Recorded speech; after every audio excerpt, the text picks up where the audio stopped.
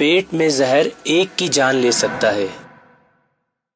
مگر کان میں گیا زہر کئی رشتوں کی جان لے لیتا ہے۔ امیر اہل سنت، آپ اس بارے میں کیا ارشاد فرمائیں گے؟ جس کی برائی کی گئی، اول تو اس کو بندہ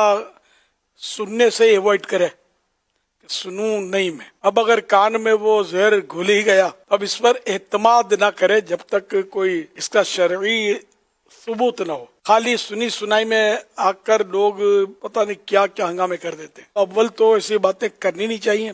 اگر کسی کے کان میں چلی گئی ایسی باتیں تو اس کو آگے بڑھانی نہیں چاہیے اور دل میں اتارنی نہیں چاہیے، بلکہ حسن ظن کا اگر جام پیئیں، کسی مسلمان کے بارے میں بدگمانی سے بچیں تو انشاءاللہ اس میں فائدہ ہی ہوگا۔ حدیث پاک میں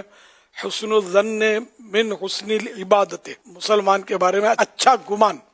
اچھی عبادت سے ہے، اچھا خیال رکھنا، اچھی سوچ کسی کے بارے میں رکھنا، یہ اچھی عبادت سے کیوں مطلب ہے کہ عبادت کا ثواب کمائے، آگے نہ بڑھائے۔ ایک ورڈ ہے، اگر آپ اس پر اصلاح فرما دیں،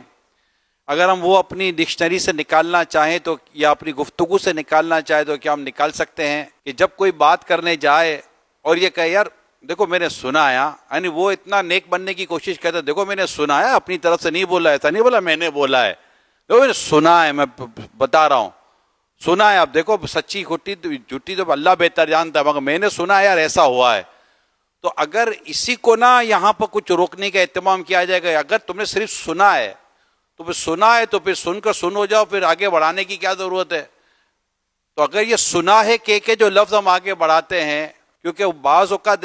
دیکھا جاتا ہے جب بھی آپ انفارمیشن کی کنفرمیشن میں جاتے ہیں تو بعض اوقات صورتحال تبدیل ہو جاتی ہے، اس بارے میں کیا فرماتے ہیں؟ اگر واقعی ایسی کوئی بات ہے جو فساد پھیلانے والی ہے اور لوگوں کو مطلب یعنی کہ نقصان پہنچانے والی ہے تو ایسی بات ہرگز نہ کی جائے۔ بعض بات ایسی ہوتی ہے کہ جو مطلب سنی ہے، خالی بتایا کسی کو، اس میں فساد نہیں ہوتا، یار سنا ہے حاجی عمران پھر مدینے جا رہے ہیں، کیا بات ہے؟ واقعی اگر کوئی ایسی بات کے تو میں فساد نہیں ہے نا، فساد نہیں ہے نا اس میں، تو کیوں مطلب یعنی کہ جیسی بات تھوڑا اس میں پلس کر دینا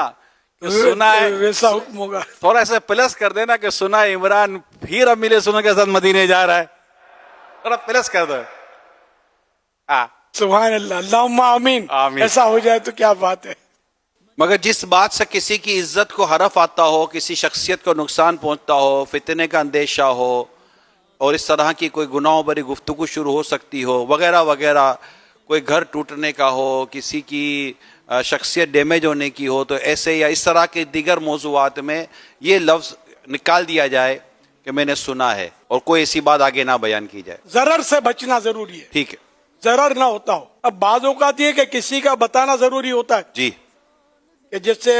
کسی میں برائی موجود ہے اور اس کی برائی کی وجہ سے دوسرے کو نقصان پہنچ رہا ہے تو اس کو آگاہ کرنے کے لیے بتانا ہوگا کہ یہ مطلب یوں ہے، یا کوئی مشورہ لے کہ میں فلاں کے ساتھ پارٹنرشپ کرتا ہوں اور آپ کو پتا ہے کہ 99 کو تو یہ مسا چکا ہے، نقصان پہنچا چکا ہے، اب تم سے سینچری پوری کرے گا، اس کے ہتھے مت چڑھنا۔ تو جہاں ضرورت ہے تو حدیث پاک میں نا فاجر کو مشہور کرو اور اس کا ذکر اس بات کے ساتھ کرو جو اس میں ہے، لوگ اسے کب پہچانیں گے؟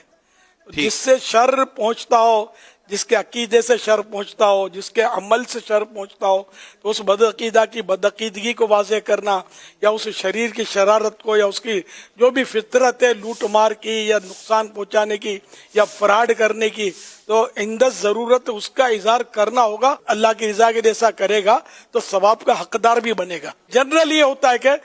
یہی کہا جائے گا کہ ایسی بات نہیں کرو جس سے فساد پھیلے، شر پھیلے وغیرہ۔ یہ بھی آپ نے ماشاءاللہ، لیکن بعض اوقات بتانا شر کو روکنے کے لیے ہوتا ہے۔ غیبت کی تباہ کاریاں کتاب میں آپ نے یہ ماشاءاللہ ایک موضوع لیا ہے جو ابھی آپ نے ارشاد فرمایا، اللہ کرے ہمیں اس کو پڑھنا ایک بار پھر نصیب ہو، جنہیں نہیں پڑھا وہ غیبت کی تباہ کاریاں کتاب کا مطالعہ ضرور کرے، اس میں انشاءاللہ یہ ساری چیزیں ملیں گی۔